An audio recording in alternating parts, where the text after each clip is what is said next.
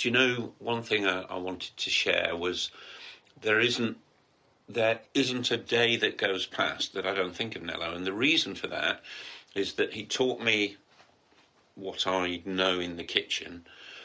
And whenever I cook, which is a lot, I'm always cooking, thinking I can do this because of Nello.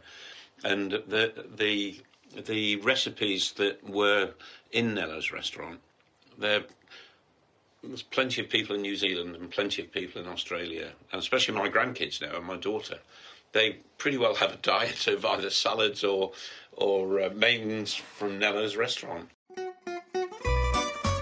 Fascinating people with stories to share, fabulous wines and the best local foods to accompany them, and beautiful places to discover and visit. All of this and more on Wine, Food and Travel with me, Marc Millon, on the Italian Wine Podcast. Join me for a new episode every Tuesday. Welcome to Wine, Food and Travel with me, Marc Millon, on Italian Wine Podcast. Today it's my great pleasure to be with an old friend who's come over from Australia for a very special event, a very special day. John, it's been great to have you here. It was a great day today, cycling with you. Yeah. How are you? I'm good. I loved today. I loved the ride. And the emotion that goes with this particular event is something that draws me back from the other side of the world, to be quite honest. Yeah, well, I really appreciate that you are here, John. This is an event, the Nello Cycle Ride, in its 27th year now, right, which commemorates and honors one of our dear mutual friends, Nello Ghezzo. Mm. And it is an emotional day. 1,300 people were on the road this year in its 27th year. Many would never have known Nello, but the spirit and the camaraderie behind this ride, now organized by Force Cancer Charity in aid of cancer support, is so tangible and so amazing, and a really joyous and sometimes sad remembrances along the way, but at the same time a challenging sporting event. Yes. What you've just described was summarised by a little thing that happened on the third stop today, when I was just sitting on the end of a trailer having a cup of tea, and a gentleman asked me, "What's this Nello? What's the Nello?" And he was a rider who enjoyed the event, but he knew it as a name, but he didn't know its history. So it was a bit of a personal pleasure, actually, having that connection with Nello, to be able to explain to him what the ride was about, how it started, how it's grown, the challenge that Nello had when he rode to Venice with you all those years ago. None of us knew the ailment he was carrying at the time. And being able to share that with somebody and just spread the story a little wider. And it finished in a quite amusing way, really, because this gentleman said, "Well, I only do the ride for the food stops." But Nello would have loved that. Had he heard that line, he would have loved it. Well, Nello would have loved that. And it's because of Nello and his love of food and our shared love of food and wine that the ride is what it is. When we began this ride in 2000, I guess that was just 6 months after Nello had passed. Yeah. Nello, who had a wonderful restaurant here in Topsham, Nello's Ristorante, that was such a special place for us. It was a second home for many of us. And of course, you, although you are a teacher, you actually cooked professionally in the restaurant with Nello. And it was out of that love of food that, the ride in memory of Nello had to have a very strong food element. Yeah. But John, let's just talk about Nello Ghezzo, our mutual friend. He came from the Venetian lagoon. He was born in Rosolina Mare and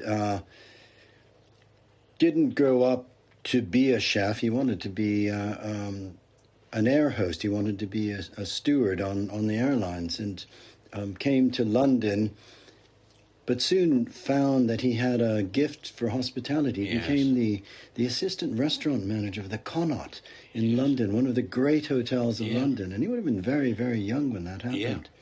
So we were very lucky when he came to Exeter. We were extremely lucky. I didn't know that first bit, that he wanted to be a cabin crew member on the aeroplanes. I didn't know that. I hadn't heard that, but I did know about the Connaught.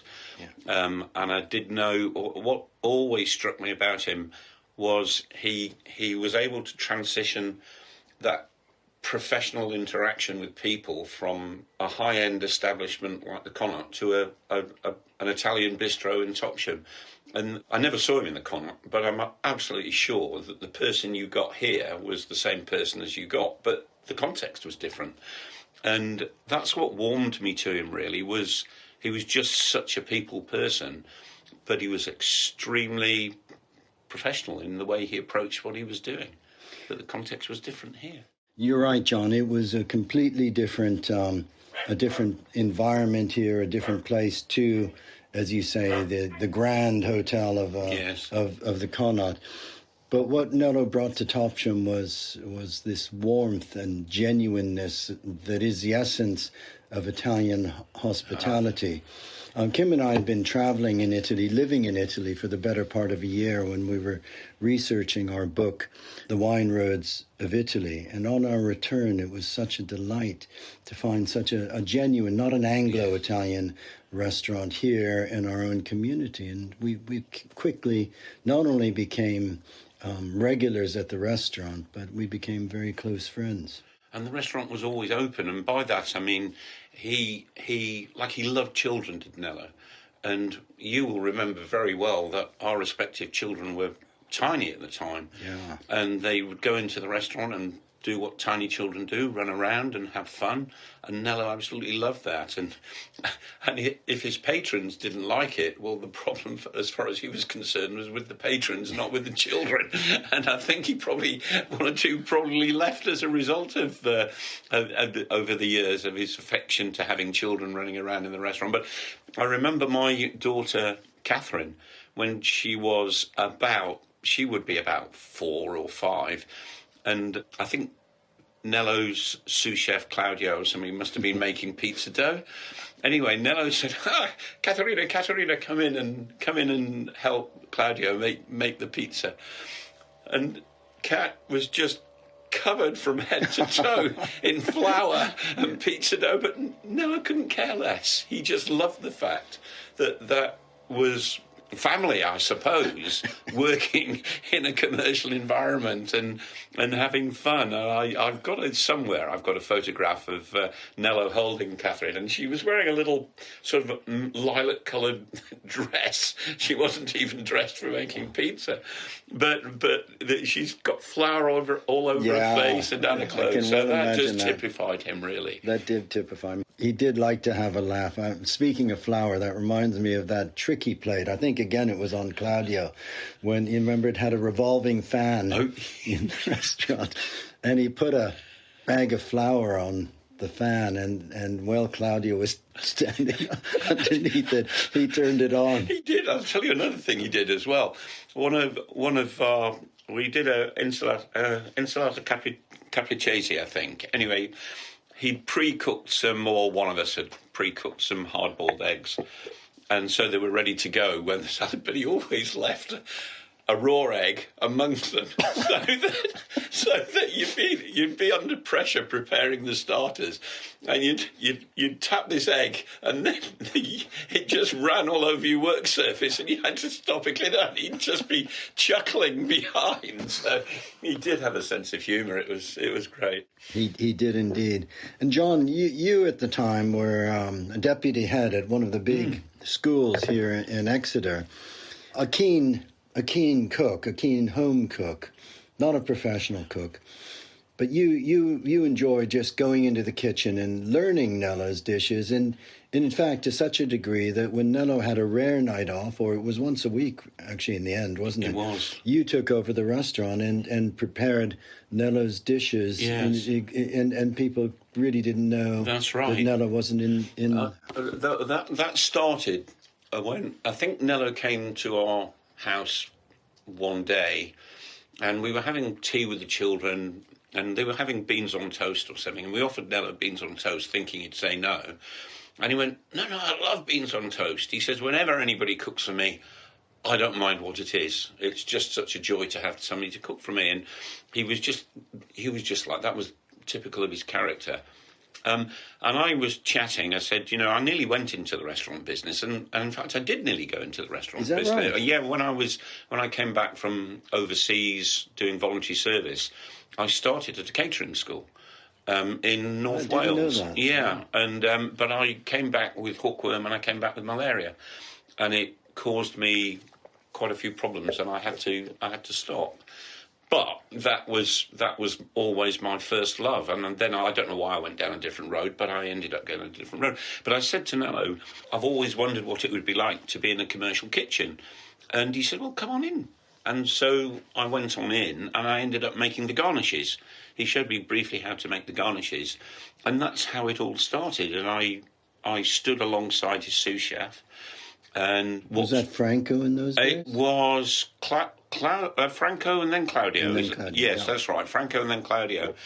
And I just learnt the dishes on the starter side of the menu and the way the kitchen was run. But just by watching, just by being there, really. In the early stages, it wasn't about the potential for me to do any work there. It was just about a love of food.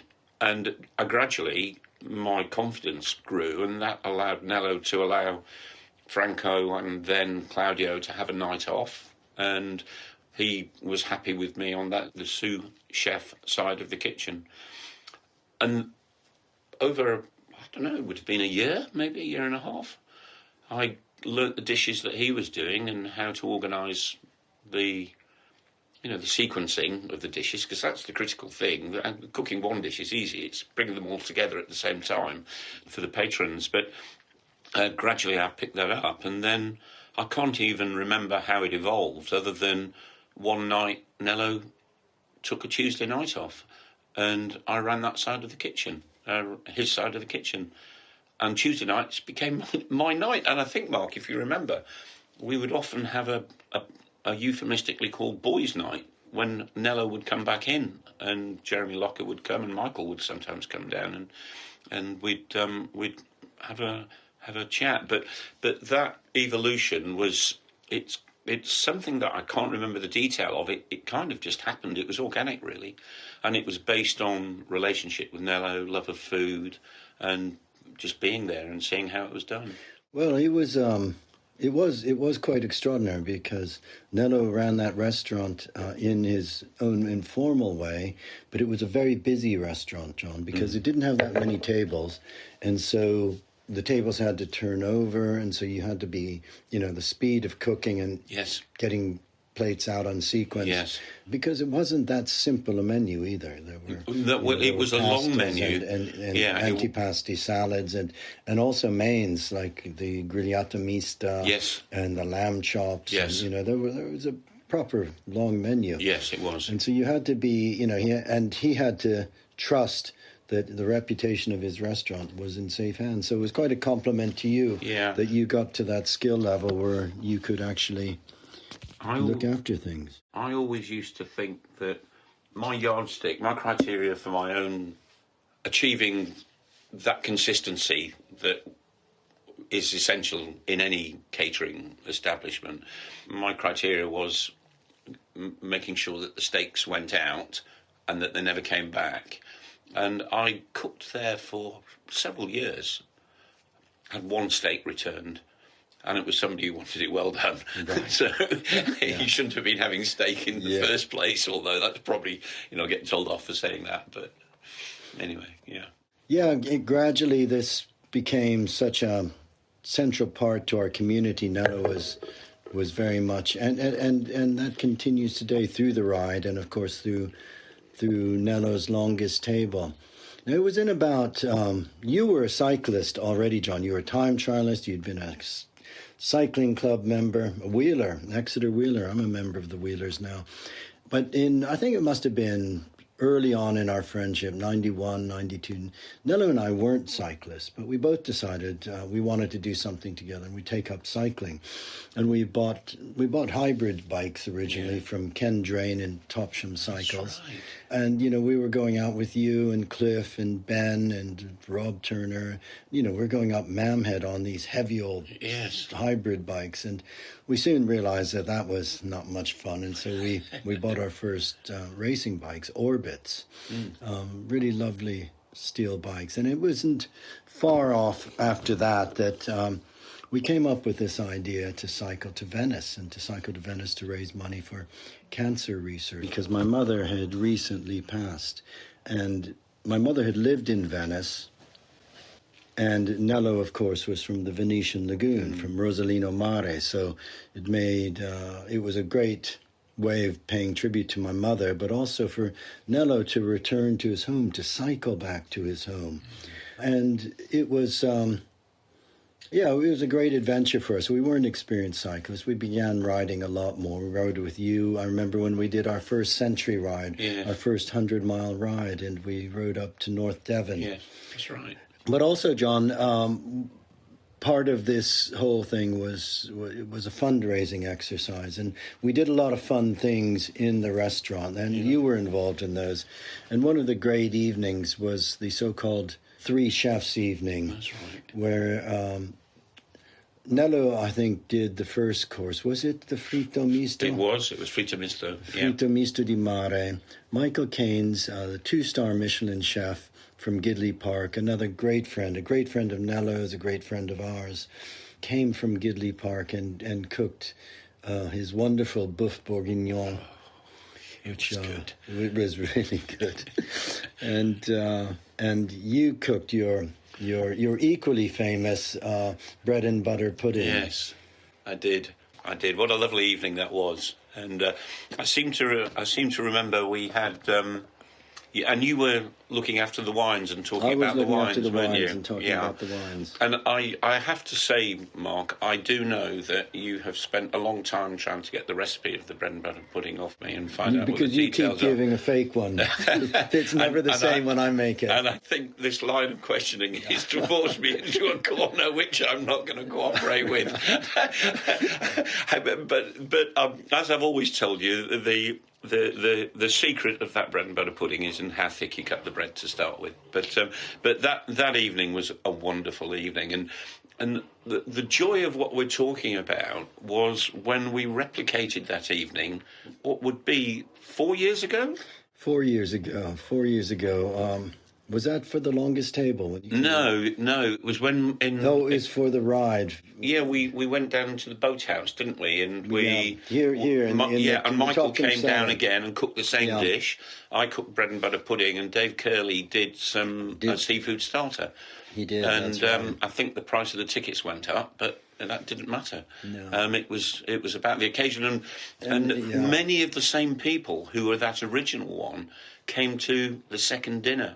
And it encapsulates what we're talking about here, that those memories and again the food as being the context for those memories to be shared.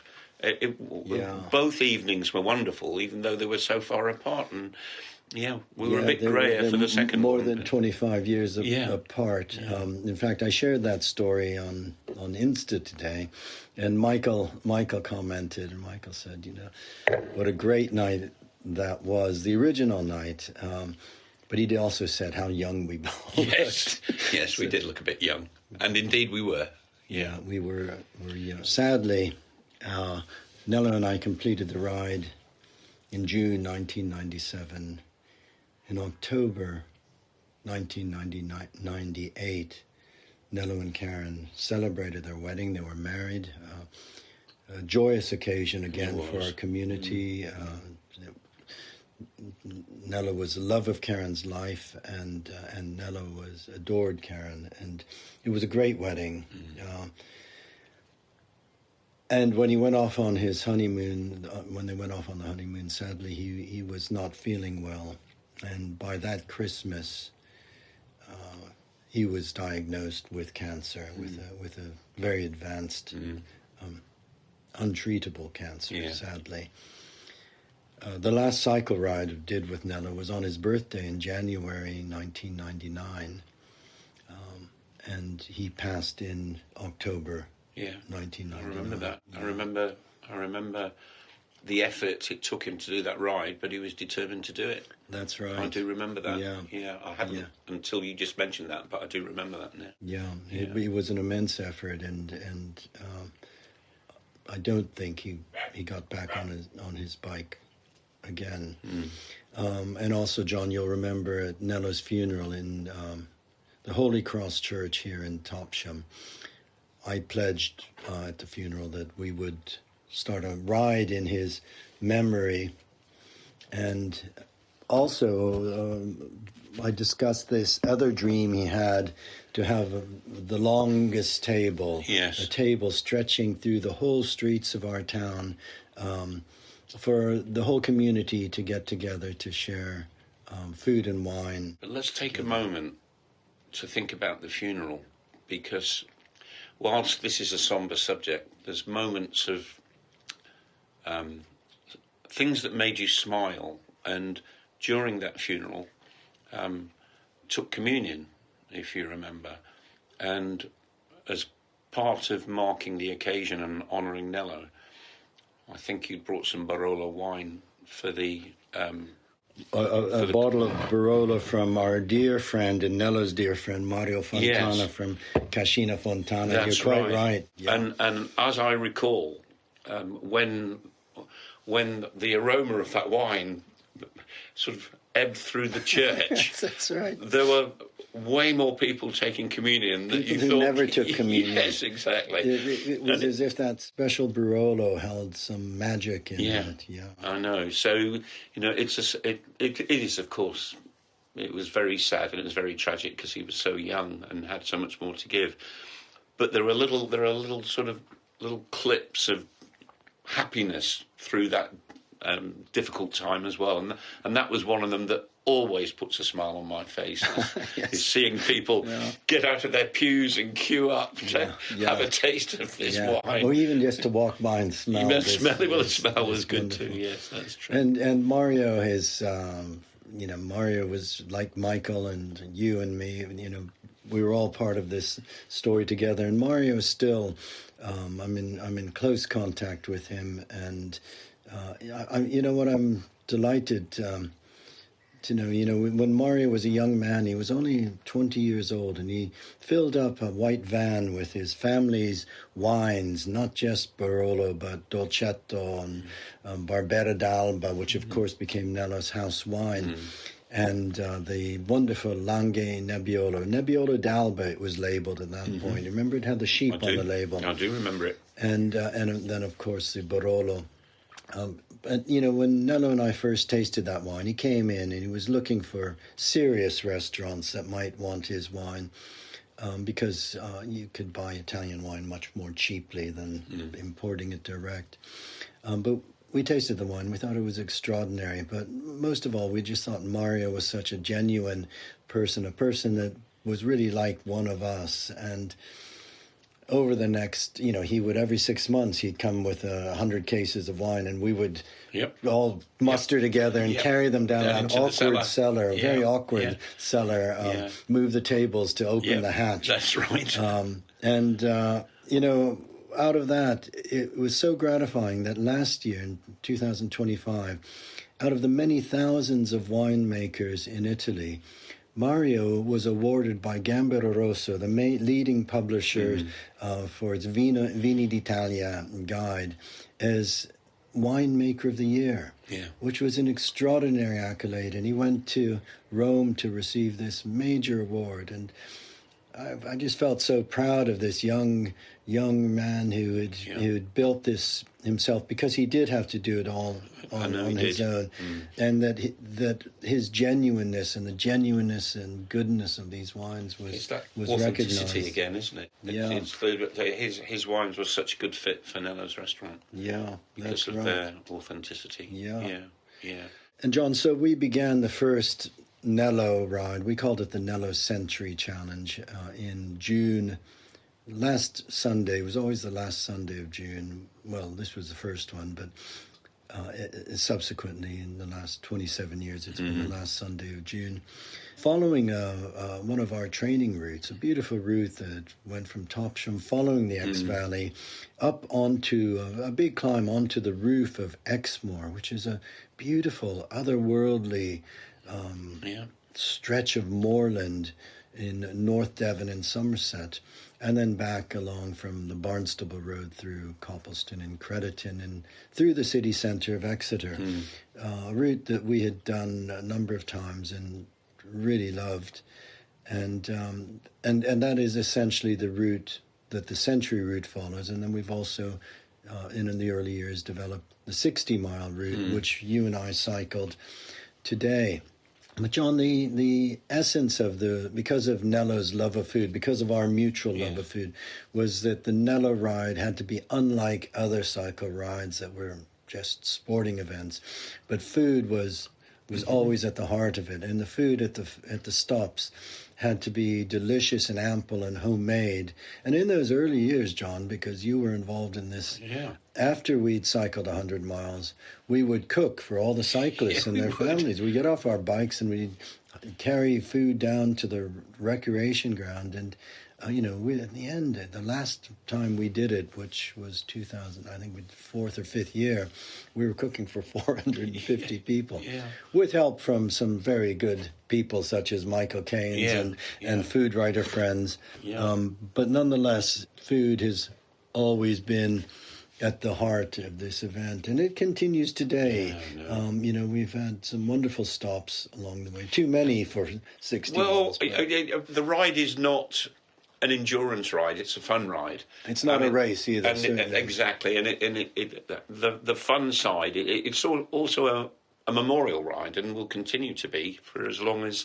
And for many other people, for many people who ride for their own personal reasons. Absolutely right. So that essence of what the ride is about. I don't know if it is unique in the UK, but it captures something that's different from most rides, and that's about relationships, and it's about love of food, and it's about camaraderie of communities, and it captures that in a way that other events that I've been involved in haven't captured it. And that's not to criticise other events; it's just to say this is different, and it has a unique quality about it, I think. And I may well be biased because of my affection for Nello, but I do think it's a wonderful occasion, and the way it's grown probably is as good a compliment as it can possibly have, because it wouldn't have grown if it hadn't hit the right spot for the community of cyclists who like to come and join in. Yeah, because every week there's a sportif. You can ride a sportif, a challenging ride, and this is a challenging ride, but it's more than that. It's more fulfilling for all sorts of these reasons. And you've also seen it evolve because, you rode those first years, but then in the early years you moved first to New Zealand, and now you're living in Australia. But you nonetheless made the time when you could to come over. Do you know what, and mark Mark? The occasion. I've only ever had one puncture on this ride, and it wasn't the very first one. I can remember when you had that puncture. Yeah. And Colin Lewis was riding, and he slowed everybody down to give me, which was really, really nice of him. Colin Lewis, the ex-professional Tour de France rider, who supported the ride in those early years and added a little bit of cycling class to the event. He did. And so I did the first two, and then I moved over to New Zealand. And then in 2004, I had a cycling buddy in New Zealand, and we came back. And we did it, and then I think I've been back 3 times since then. That's all. But on key occasions, like when we replicated that meal back in before you cycled to Venice, and we replicated the menu. So that was one occasion. Then the 25th anniversary, of course, which was a critical one.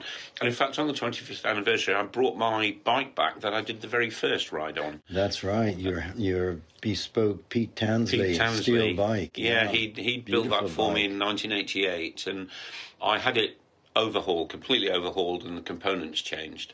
But I brought that back on the 25th anniversary, and that was a very special occasion, I think. And I was... Well, you were here for the longest table. I was, and the only time yeah, I have been here for the longest table, but it and, was... And you see how Nello's dream of the table stretching out. We've got 450 this year. I remember talking to Nello about his vision back when I was working in the restaurant with him. Yeah. So to see that and be part of it being fulfilled and being able to access it from the other side of the world, it was really special. Yeah. And then, of course, today was the next one. I always go back thinking, right, that's my last one, and then when I kind of forget about the discomfort, I go, well, maybe there's one more in me. Yeah, So, well, I hope there isn't one more in you, John. You know, we're all 27 years older than that first son. Yeah. But we're still cycling. Yes. And we're still doing this, and you know, we just got to keep going. Yeah. And enjoy cycling and friends and food and wine. Do you know, one thing I wanted to share was there isn't a day that goes past that I don't think of Nello, and the reason for that is that he taught me what I know in the kitchen, and whenever I cook, which is a lot, I'm always cooking thinking I can do this because of Nello. And the recipes that were in Nello's restaurant, there's plenty of people in New Zealand and plenty of people in Australia, and especially my grandkids now and my daughter.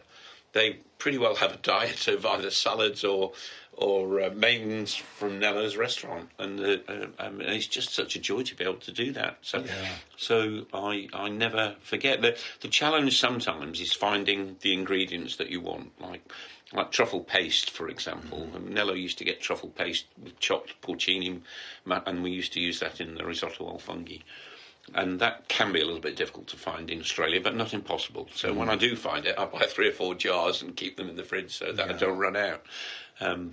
But whilst we're talking about that, I have to say that is my one favourite dish that I learnt from Nello was risotto al funghi. It was just a superb dish. That was one of the signature dishes. Yeah.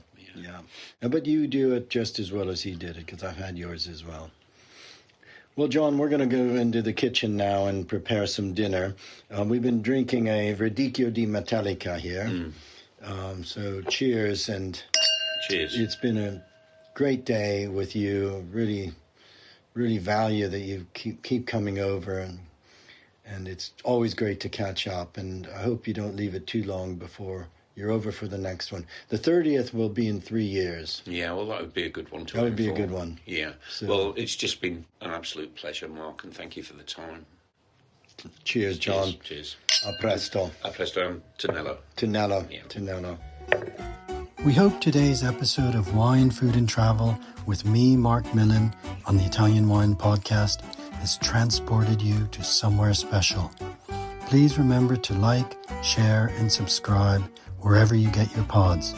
Likewise, you can visit us at ItalianWinePodcast.com. Until next time, chin chin.